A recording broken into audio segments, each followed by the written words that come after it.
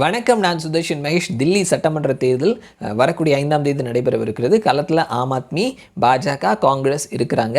3 கட்சிகளுமே இலவசத்தை வாரி வழங்கிட்டு இருக்கிறாங்க. பல கருத்து கணிப்பு முடிவுகளையும் நம்ம பார்த்துட்டு இருக்கிறோம்.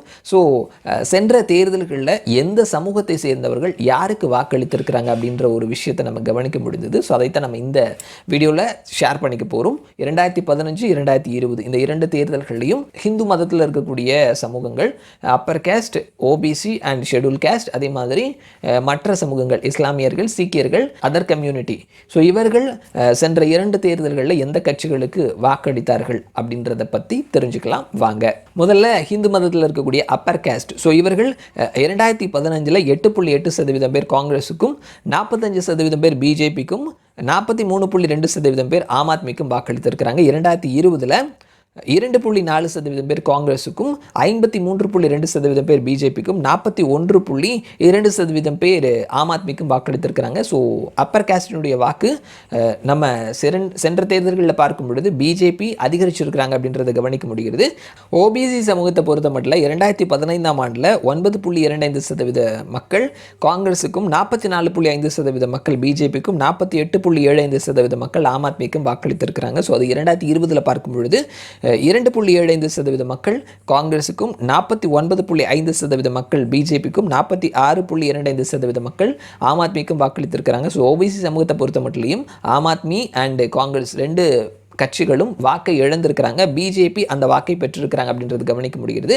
அடுத்தது பட்டியல் சமூகத்தை பொறுத்த மட்டும் 2015 5% மக்கள் காங்கிரஸுக்கும், 18% மக்கள் பிஜேபிக்கும், 73.3% மக்கள் ஆம் ஆத்மிக்கும் வாக்களித்திருக்கிறார்கள். ஸோ காங்கிரஸுக்கு 2020 4% வாக்குகளும், பிஜேபி 22.7% வாக்கையும், அடுத்தது ஆம் ஆத்மி 67.7% வாக்கையும் பெற்றிருக்கிறாங்க. ஸோ இந்த ஷெட்யூல் காஸ்டை பார்க்கும் பொழுதும் ஆம் ஆத்மி ப்ளஸ் காங்கிரஸ் 2 பேருமே தன்னுடைய வாக்கை இழந்திருக்கிறாங்க. பிஜேபி தன்னுடைய வாக்கை 2015 20 கம்பேர் பண்ணும் பொழுது அதிகரிச்சிருக்கிறாங்க அப்படின்றத கவனிக்க முடிகிறது. ஓவராலாக ஹிந்து சமூகத்தினுடைய வாக்குகள் அப்படின்னு நம்ம பார்த்தோம்னா 2015 Congress 8% வாக்கையும், BJP 37% வாக்கையும், Aam Aadmi 51% வாக்கையும் பெற்றிருக்கிறாங்க. 2020 Congress 3% வாக்கையும், BJP 46% வாக்கையும், Aam Aadmi 48% வாக்கையும் பெற்றிருக்கிறாங்க. BJP தன்னுடைய வாக்கு சதவீதத்தை அதிகரிச்சிருக்கிறாங்க. அடுத்தது இஸ்லாமியர்களினுடைய வாக்கு 2015 காங்கிரஸ் 20% வாக்கையும், பிஜேபி 2% வாக்கையும், ஆம் ஆத்மி 77% வாக்கையும் பெற்றிருக்கிறாங்க. 2020 காங்கிரஸ் 13% வாக்கையும், பிஜேபி 3% வாக்கையும், ஆம் ஆத்மி 83% வாக்கையும் பெற்றிருக்கிறாங்க. இஸ்லாமியர்களினுடைய வாக்கை ஆம் ஆத்மி அதிக அளவில் பெற்றிருக்கிறாங்க அப்படின்றத கவனிக்க முடிகிறது. அடுத்தது சீக்கியர்களினுடைய வாக்கு 2015 காங்கிரஸ் 8% வாக்கையும், பிஜேபி 34% வாக்கையும், ஆம் ஆத்மி 57% வாக்கையும் பெற்றிருக்கிறாங்க. 2020 காங்கிரஸ் 4% வாக்கையும், பிஜேபி 28% வாக்கையும், ஆம் ஆத்மி 67% வாக்கையும் பெற்றிருக்கிறாங்க. மற்ற சமூகங்கள்னு பார்க்கும் பொழுது 2015 காங்கிரஸ் 4% வாக்கையும், பிஜேபி 30% வாக்கையும், ஆம் ஆத்மி 63% வாக்கையும் பெற்றிருக்கிறார்கள்.